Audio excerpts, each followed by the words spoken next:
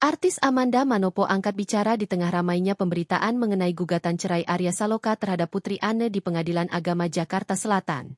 Diketahui, gugatan cerai Arya Saloka terhadap Putri Anne resmi terdaftar di Pengadilan Agama Jakarta Selatan pada Selasa, 15 April 2025.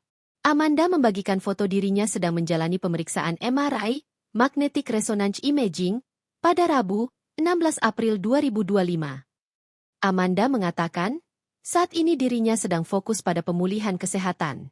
Lebih lanjut, Amanda menegaskan bahwa ia tidak ingin dikaitkan dengan isu yang tidak ada sangkut pautnya dengan dirinya.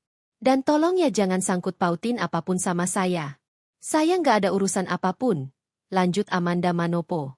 Dalam unggahan selanjutnya, Amanda tampak terbaring di rumah sakit dengan alat bantu pernapasan.